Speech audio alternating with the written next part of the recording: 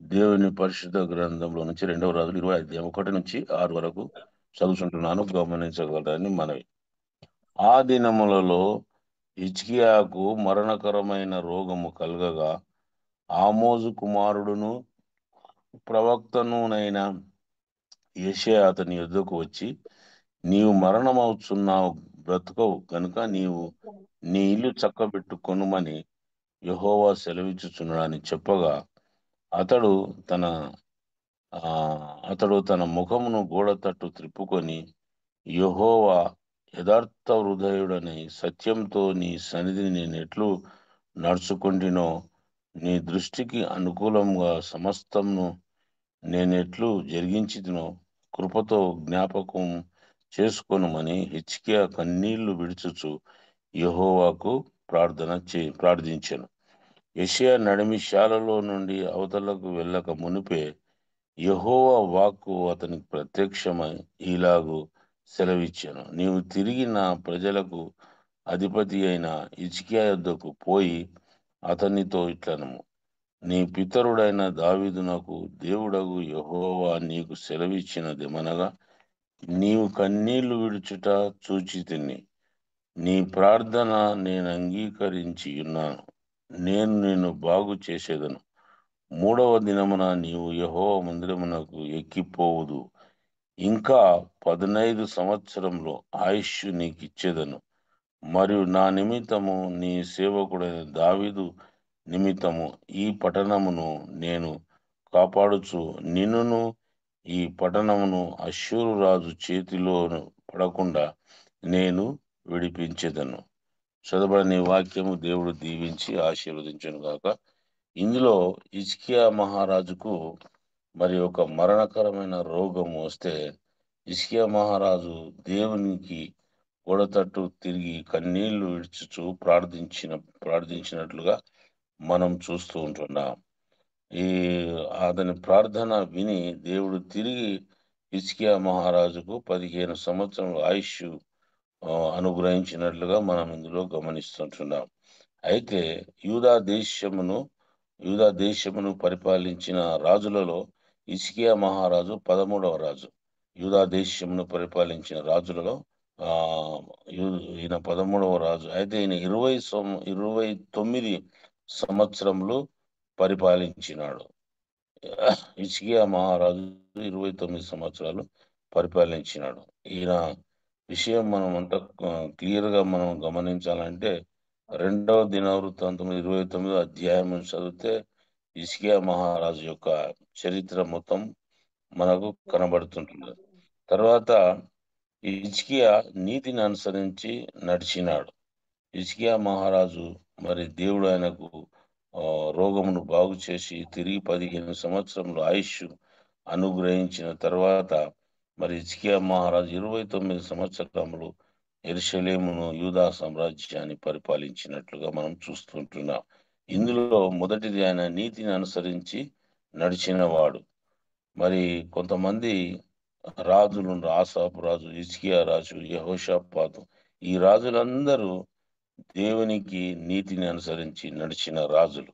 ఆ రాజులలో హిజ్కియా రాజు కూడా అలాంటి వారు. అయితే ఒక వచనమును చదువుకుందాము. హబక్కూకు గ్రంథము 2వ అధ్యాయం 4వ వచనము చదువుకుందాం. ఎవరైనా తీసినట్లుంటే చదవగలరని మనం. హబక్కూకు గ్రంథము 2:4.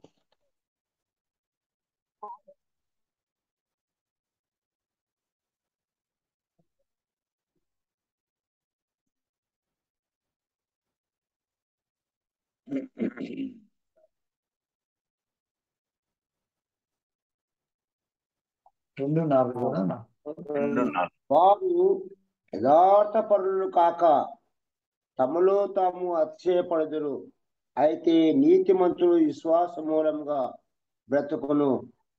కాబట్టి ఇందులో మనము గమనించవలసిన ఏంటంటే హిజ్కియా మహారాజు నీతిని అనుసరించి నడిచినవాడు కాబట్టి నీతి విశ్వాసము కలిగి జీవించిన రాజు అని మనకు ఇందులో తెలియబడుతూ ఉంటున్నది. మరి అదే విధంగా 2వ రాజులు మనము 18 5వ వచనము గమనించినట్లయితే రెండవ రాజులు 18:5 మనం గమనించినట్లయితే అతడు ఇశ్రాయేలుల దేవుడైన యెహోవా యందు విశ్వాసముంచిన వాడు. అతని తర్వాత వచ్చిన యూదా రాజులలో అతని పూర్వీకులైన రాజులలోను అతనితో సమానమైన వాడు ఒకడును లేడు. రెండవ రాజులు 18:5 గమనించినట్లయితే ఇతడు విశ్వాసం కలిగిన రాజు పూర్వీకులైన రాజులలో అతనితో సమానమైన వాడు ఒకడును లేడు అని మరి రెండవ రాజులు 18:5 సెలవిస్తుంటున్నది. అతడు ఇశ్రాయేలు దేవుడైన యెహోవా యందు విశ్వాసం ఉంచిన వాడు. అతని తర్వాత వచ్చిన యూదా రాజులలో అతని పూర్వీకులైన రాజులలోనూ అతనితో సమానుడైన వాడు ఒకడును లేడు. కాబట్టి హిజ్కియా మహారాజు దేవుని యందు విశ్వాసం ఉంచుచు దేవుని యందు భయభక్తులు కలిగి విధేయతలు కలిగి నీతిని అనుసరించి జీవించినట్లుగా మనకు ఇందులో కనబడుచుంటున్నది. అదే విధముగా యెషయా గ్రంథము 26 చదవాలని పాస్టర్ దేవరాజు గారికి మనవి చేస్తుంటున్నాను. యెషయా గ్రంథము 26:13. అవుతున్నది.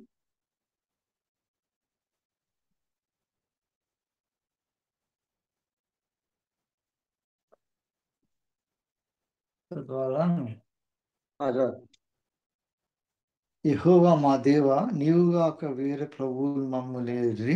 ఇప్పుడు నిన్ను బట్టి నీ నామమును స్మరింతుము. 13.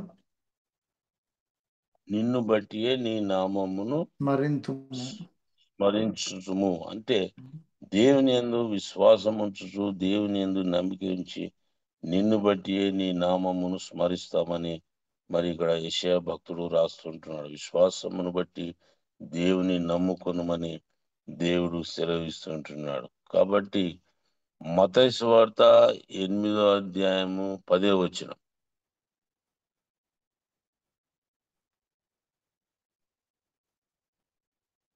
చదవండి బ్రదర్ పాల్ గారు.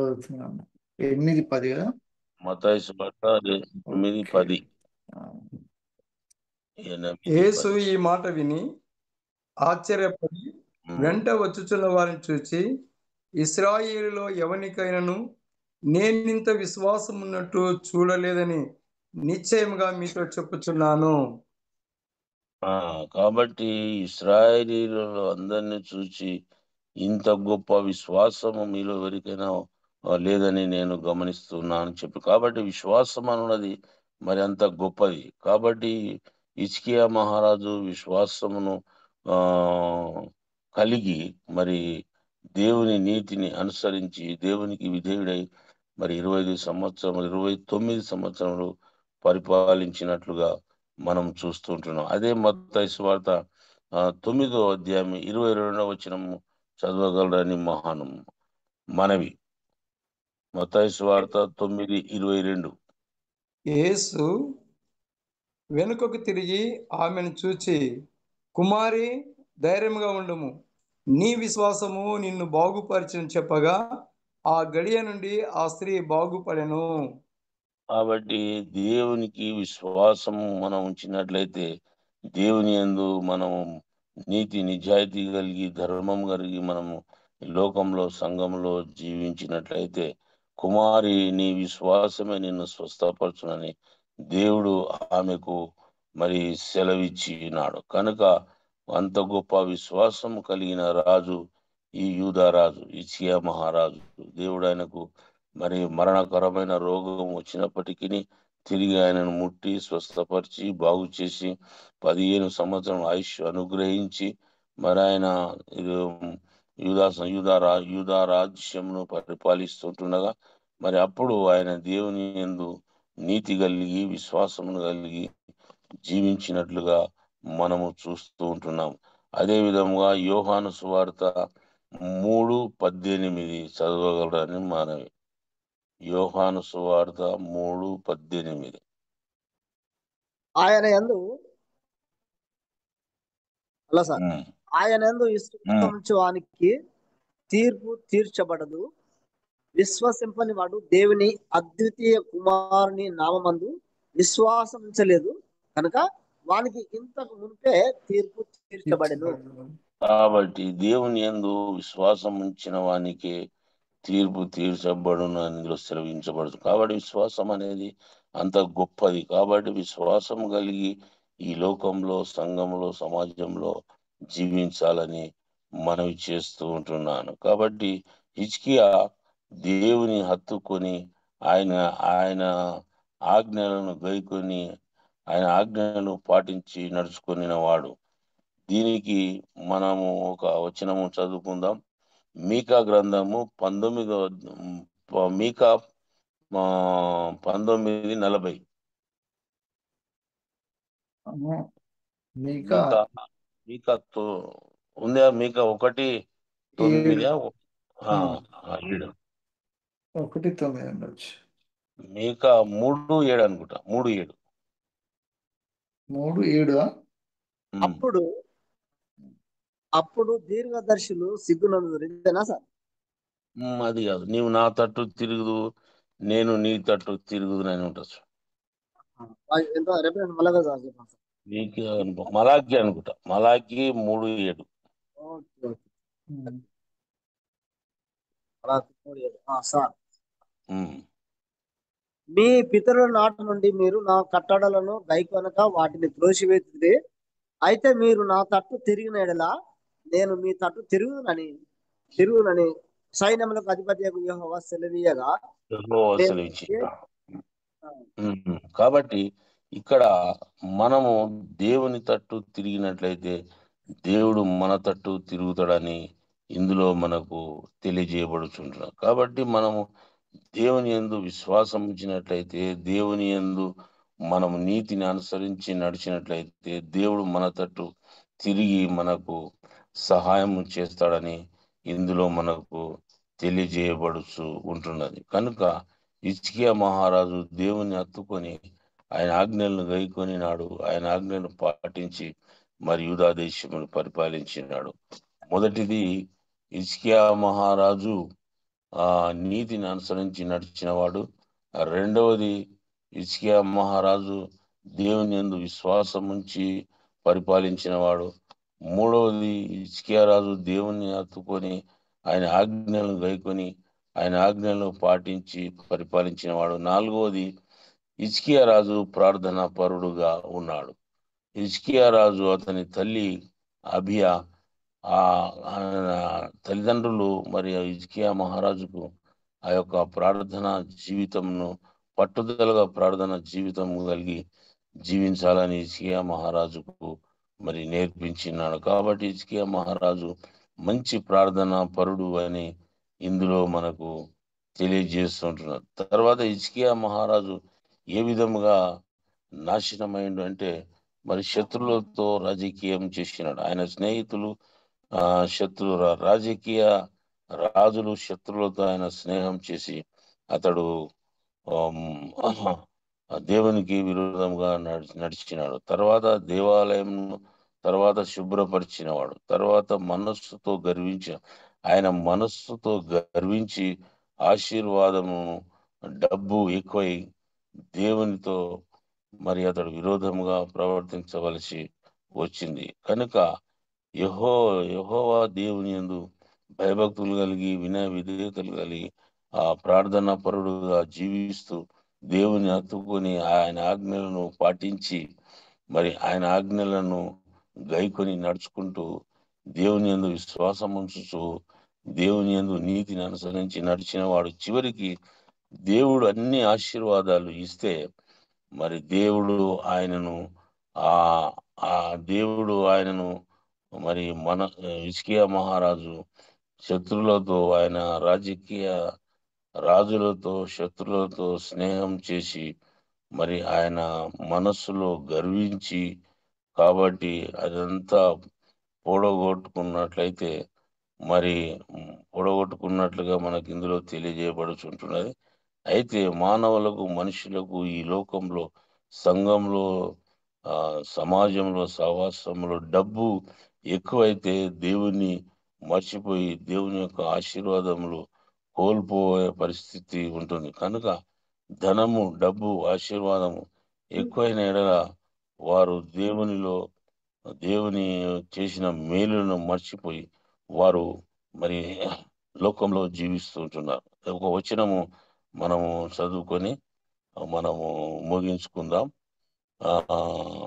మొదటి దినవృత్తాంతంలో 29వ అధ్యాయము 3వ వచనము 20వ వచనము చదవాలని మనవి చేస్తుంటున్నాం. మొదటి దినవృత్తాంతములు 29వ అధ్యాయము 3వ వచనం.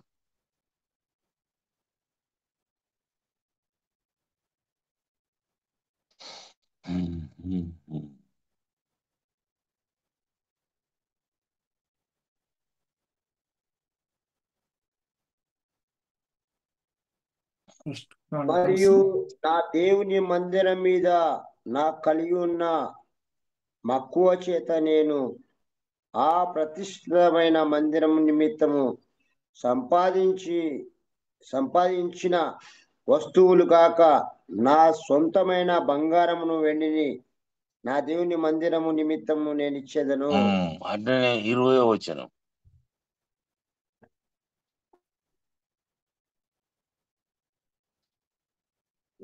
పలికిన తర్వాత దావీదు ఇప్పుడు దేవుడైన యెహోవాను స్తుతించుడని సమాజం అందరూ తమ పితరుల దేవుడైన యెహోవాను స్తుతించి యెహోవా సన్నిధిని రాజమందిరమును తల ఉంచి నమస్కారం చేసిరి.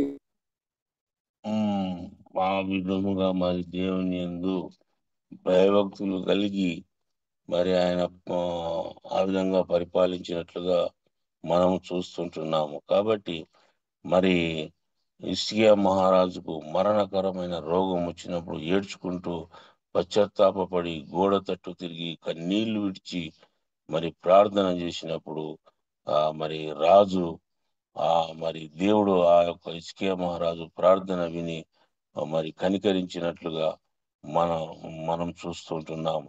మరి అదే విధముగా కొన్ని వచనాలు చదవలసిన అవసరం లేదు, నేను తెలియజేస్తుంటున్నాను. నెహెమ్యా గ్రంథము 9:35లో మారు మనస్సు పొంది నెహెమ్యా కన్నీటి విడిచి ప్రార్థన చేసినట్లుగా చూస్తూ ఉంటున్నాం. యోనా 40 రోజులు మరి ఉపవాసం ఉండి ప్రార్థన చేసినట్లుగా మనం చూస్తూ ఉంటున్నాం.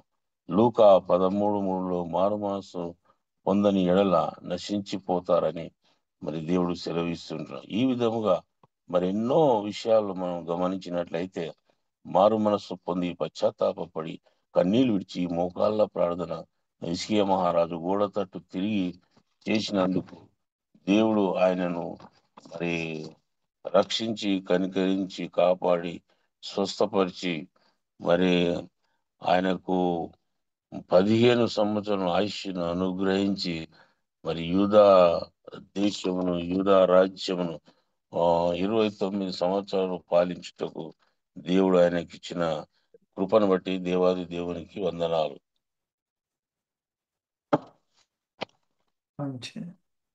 ఇదే 2వ రాజులు చివరి వచనాలు చదివరకల్లా దేవుడు మరి హిజ్కియా మహారాజు మనస్సులో గర్వించి దేవునికి వ్యతిరేకంగా ప్రవర్తించి శత్రురాజులతో చేతు కలిపి శత్రురాజులతో ఫ్రెండ్షిప్ చేసి మరి నాశనం అయిపోయినట్లుగా మనం చూస్తుంటున్నాం.